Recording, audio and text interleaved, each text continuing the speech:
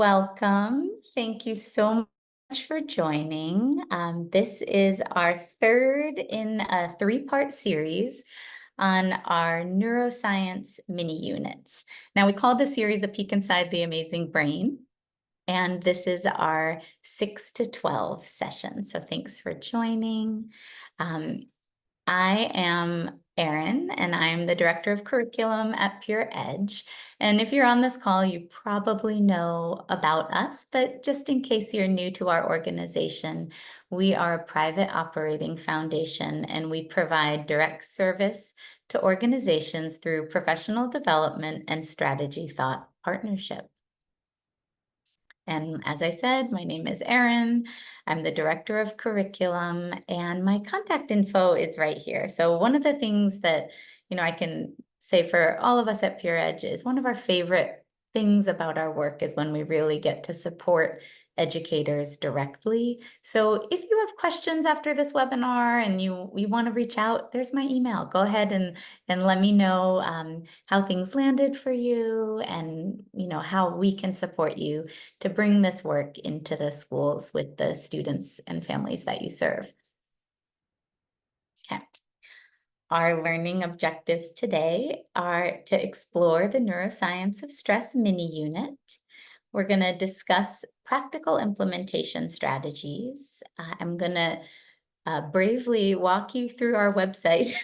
So I'm going to go on there live and try to show you how to access all the resources that I'm going to mention in our session. So we want it to feel real. I want you to leave this session knowing exactly what to do if you want to take this work and bring it into the room with the kids.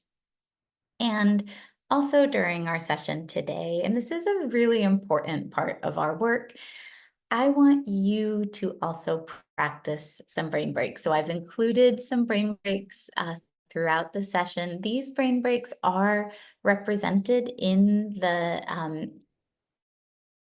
Science of Stress curriculum that we're talking about today. And they're also just really important for us as educators to prioritize our own well-being. So there you have it. Let's keep going. Okay, so our first brain break is called Easy In, Extend Out. This is a breathing exercise, and for the breathing exercises, we really just invite you to come into a comfortable sitting position. Now you can see this lady is sitting on the floor, her legs are crossed, but our little frog is in his chair. So you can do all the brain breaks in the chair, and I imagine, if you're leading these with your class, in the 6 through 12 setting, we're mostly going to be, sitting at desks or tables. If you can get your feet onto the floor, that's ideal. And then sit up a little bit tall, so there's a slight lift in your chest. It's your choice whether you keep your eyes open or closed. If you close your eyes, just let them close softly. If you keep the eyes open, I recommend just tucking the chin and shifting your gaze away from the screen. Okay, so for easy and extend out, let's just start with taking a few rounds of our natural breath. So a gentle breath in through the nose and out.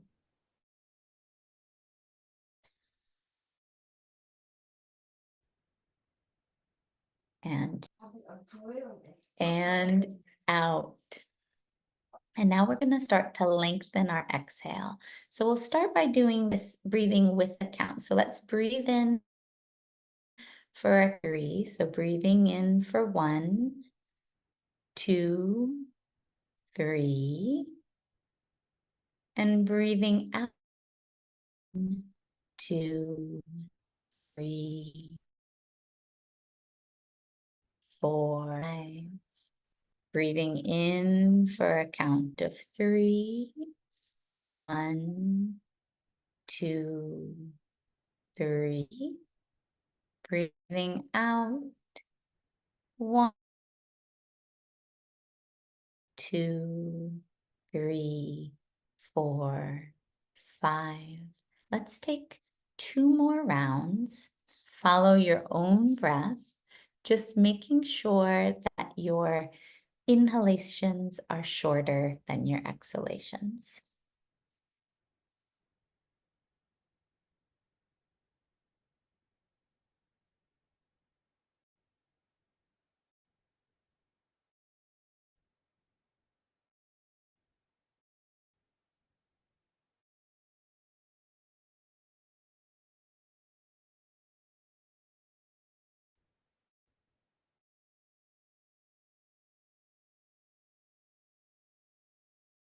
And when you're ready, if you closed your eyes, you can open them. If you looked away from the screen, you can bring your attention back to the screen. And if you'd like to share any feedback, any responses to the brain breaks, you can go ahead and do that in the Q&A box. Okay, so this mini unit really focuses on stress, and one of the goals of the mini unit is to help the kids understand what's happening in their brains and their bodies when they experience stress. And so I thought I'd start us off with a couple of interactives where we can check in with our own bodies and notice where we might feel stress in the body. So just in general, most of us know this one right off the bat. Where do you feel stress in your body? And again, go ahead and you can share that in the Q&A. And then sometimes there's a little lag time, so I'll wait a moment.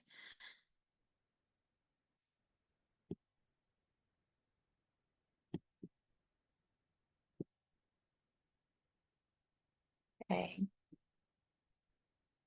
So I'm not seeing a ton of activity, which is fine. Quiet group so far. I can share for myself. It really depends. There's a couple of different ways that my body experiences stress, but one thing that's common to me and many of the people that we work with is some tension in the neck and shoulders, right? So that's just an indicator that the body is storing stress there. The other things we hear when we talk to different educators around the country is that they can feel changes in their appetite. They can feel changes in their sleep cycles. Some folks will get racing heartbeat, sweaty palms, right? Racing thoughts. So there's all different ways that stress can manifest in the body. And the good news about that is that we can also use the body as a tool to release the stress that we're feeling. There we go. And then just to counteract the stress exercise, we always like to invite you to think about where you feel joy. So if you call to mind someone or something that brings you joy, and you imagine that person or that event or that thing, and just notice where that joy shows up in your body. And again, if you like, you can go ahead and share a response in the Q&A. And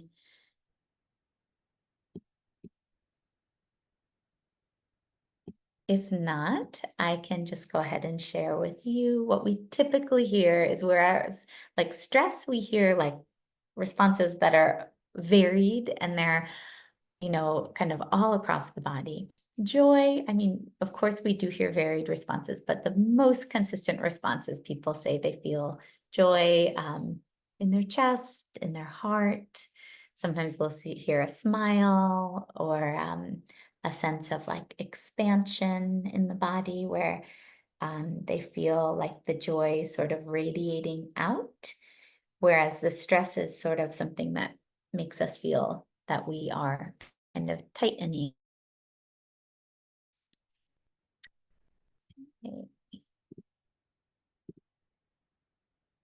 So this is the type of exercise, or one type of exercise, that is included in the curriculum. The curriculum itself is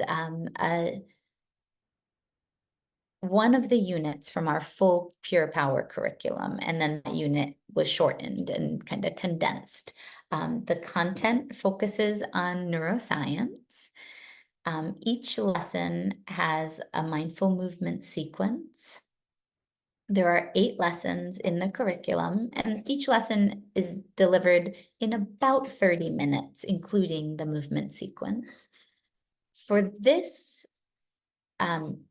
grade level band, we don't have specific movement videos that go with each lesson, but we do have brain breaks videos, and many of the movements in the lessons correspond with our brain breaks videos. So we do have video resources that can support you. There is a curriculum manual, and the curriculum manual is available in English and in Spanish. The neuroscience topics that are covered, this is kind of an overview. Again, there's 8 lessons, but we talk about the brain-body connection. So again, just helping the learners to make that connection that, the brain is a real part of our lives. It affects how we move, it affects our breathing, and the body in turn, that there's a connection and that there's a relationship between the brain and the body. We look at different parts of the brain. We look at the nervous system in general, touching on the vagus nerve and how the vagus nerve affects our emotional life. We take a look at the sympathetic and parasympathetic nervous system. And finally, the last 2 lessons really get the kids into this topic of stress and helping them understand that stress is, neither a negative or a positive, that it has, pros and cons to stress, and how they can kind of utilize stress and how they can use their bodies and their breathing and some mindfulness exercises to help release the stress that they're feeling. This is the cover of the manual, so you can recognize it when you find it on the website. And you can see the unit comes from our full Pure Power curriculum, the power of the brain-body connection. And this mini unit is called the Neuroscience of Stress. Okay, so another movement break. This one is called chair twist. For chair twist, again, you want to start in a sitting position in a chair. If you can get both your feet on the floor, that's wonderful. And just take a nice gentle breath in, lift the chest, relax the shoulders, breathe out. And then we're going to bring one hand across to the opposite knee. So maybe your right hand to your left knee, and then the other hand can come to your hip. Or if you want a little deeper stretch, you can grab the back of your chair. Take a gentle breath in. And as you breathe out, just bring the gaze over that back shoulder. And breathing in and out. In and out. One more in and out. Inhale back to center, and we'll bring it to the other side. So left hand to right knee, right hand to your hip or the back of the chair. Take a nice breath in, sit up tall. And breathing out, turn your gaze back over the shoulder. Breathing in and out. In and out. One more in and out. Inhale back to center. Just take a gentle breath in. Breathe out and notice how you feel.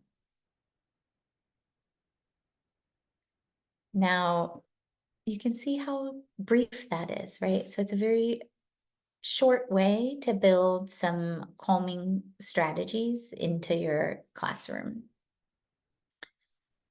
So like I said, one of the topics in the curriculum is stress, and we're helping the kids to understand that stress is not a bad thing. And you can see on this chart that there is, if you have too low of your stress levels, you start to experience boredom, maybe even depression. It's like the world is not engaging enough, right? There's not enough excitement or stimulation.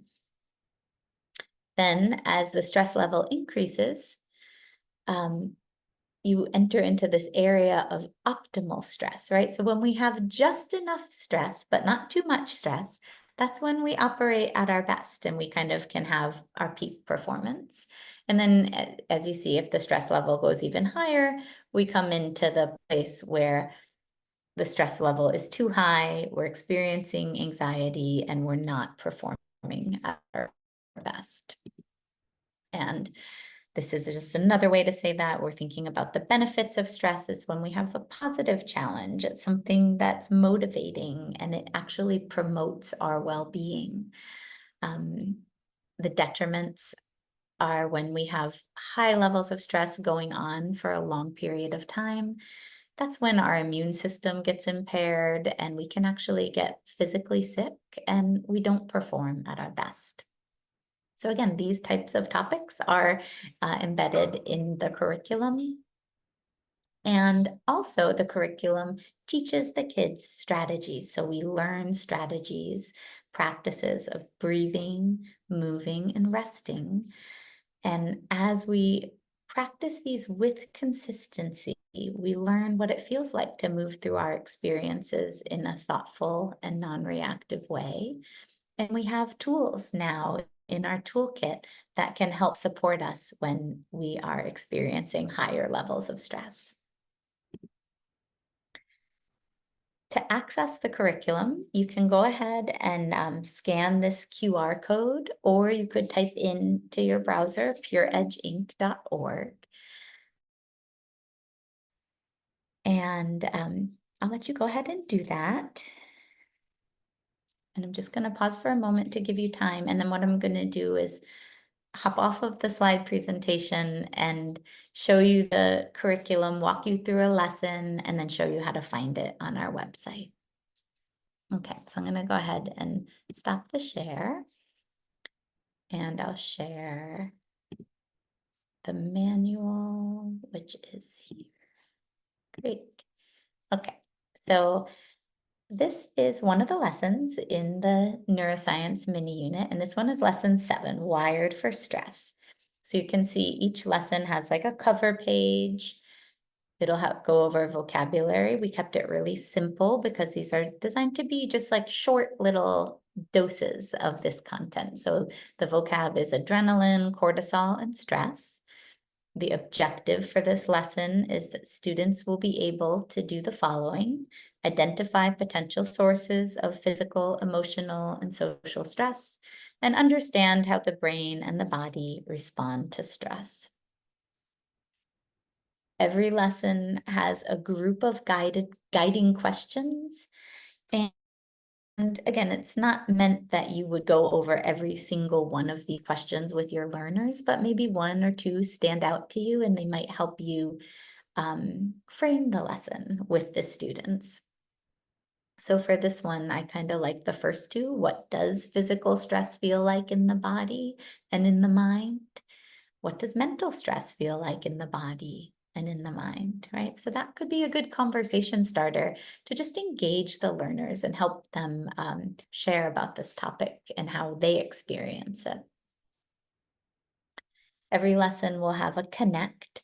The connect section either refers to prior learning, so kind of helps keep a thread going from, between sessions, or just kind of frames the content of the day, depending on how the lesson is written. The teach session is where you're doing direct instruction. So for this one, there's a script in here. Of course, you don't have to follow it exactly, but it walks them through some of the stress hormones and the function of those hormones in the body, and how we might experience stress. Now, for the active engagement portion in this curriculum in particular, we're often inviting learners to like address the concept of the lesson through the movement practices. Um, so helping them making that connection. For this lesson, it says, exercise and mindfulness helps flush excess cortisol out from our systems. If you feel an inkling of stress before we get our bodies moving, notice if there's any reduction in stress during or after the rest. So again, we're just helping them build those skills, those self-awareness skills and those self-management skills, and helping them notice and start pay attention to their bodies and what they're feeling, and noticing for themselves. A question that often comes up with this age group is like, how do I build buy-in? I don't think my kids would do this, or they wouldn't like it. And, all of that is fair. And in our experience, I think when we invite the learners into their own experience and start from there, then the buy-in starts to come that way, right? So instead of telling them how amazing and wonderful and good for them all this stuff is, if we can ask them to talk about stress, talk about how it affects their lives, help them connect with something that is relevant to them. And then as they engage in the practices and the exercises, asking for their feedback, asking for, their experience of how it went for them, giving them some ownership over the process. I think that's one great way to build buy-in with this age group. And then finally, every lesson is going to have a link. And the link is just a summary of the lesson and possibly a foreshadowing of what's coming up next time. And then there's a list of movement in each lesson as well. And that movement can, a lot of times it's indicated under the active engagement section. And so that's a nice place to put it. And at the same time, if you need to be flexible and like do some of the content at one time and the movement at another time, that is just fine. Okay, I see we're a little short on time. I know we had a little bit of some tech challenges as we were getting started, so I'm just going to go ahead and pull up the website. There we go. So if you're able to stay for a few more moments, please do. And if you can't, I invite you to explore pureink.org on your own. So this is the homepage. If you don't have a curriculum account and you try to access the curriculum, it'll just prompt you to fill out a form. I have an account, so I'm already signed in. So this is assuming you've created your account, which is a very simple process. I like to scroll down a little on the homepage and I come to this part that's called Youth Curriculum. And then you can choose which one you want to see. So today we're talking about Peek Inside the Amazing Brain. It gives you a little overview of the curriculum, so you can make sure you're finding the one you wanted to find. Then I click View Curriculum. And then it gives you an option to select the language. I'm going to stay with English, but like I said, this curriculum is also available in Spanish. And I'm just clicking the curriculum again. And it's taking me to the curriculum homepage. For this one, today's session, we're talking about grades 6 to 12. And the only resource that's housed here is the curriculum manual. So if I clicked on this mini unit, a new window will pop up, and there you go. There's the manual. You can go ahead and download it. It's very simple. And then I also wanted to show you, so I'm going to go back to the homepage because I told you that many of the movements in this 6 to 12 curriculum we have videos in the brain break section. So it feels a little cumbersome, I know, but these aren't dedicated resources for this one curriculum. They're used for multiple curricula, so they're housed somewhere else. So then I just click on brain breaks. And then I will click on 6 to 12. And I will click on videos.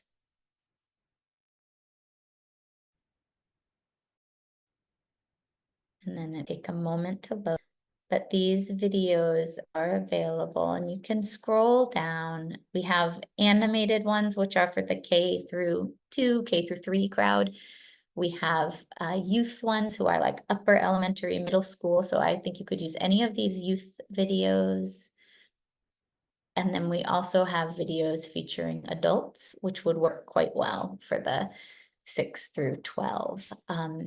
Many of these exercises are in the Peek Inside the Amazing Brain mini unit. So there you go. Stop that share. And let's see.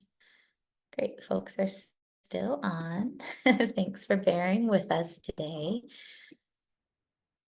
So I mentioned some of this while I scrolled through the curriculum. So, consistency is really important when we're doing this type of work. The more consistently we can incorporate some of these mindfulness skills and strategies into the rhythm of their day or their week, that's going to get a better response than kind of doing a one-off every now and again, right? And like I said, content can be separated from movement. I encourage you to use the lesson content to help build buy-in. I feel like with this age group, that's usually our question is, how do I build buy-in? And I think, again, letting them have their own experience, inquiring about their experience, giving, it might be at first that like it doesn't seem like they're engaging that much, but if they're exposed over time, I think the engagement often increases.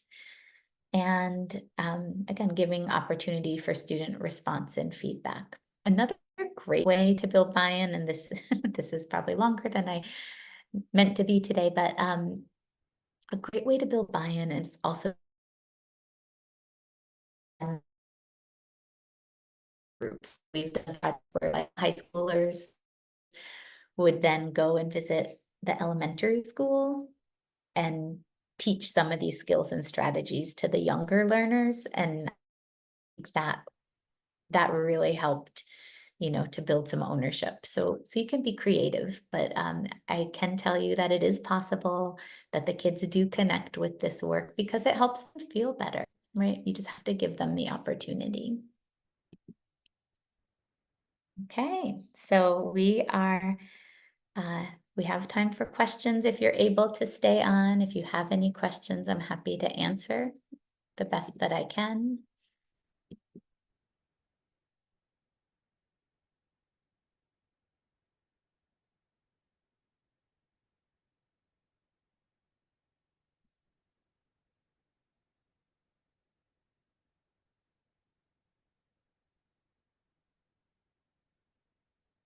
Okay, well, I don't see any questions. If you do, again, feel free to reach out. You can always contact us through the website or just use my email, erin@pureedgeinc.org.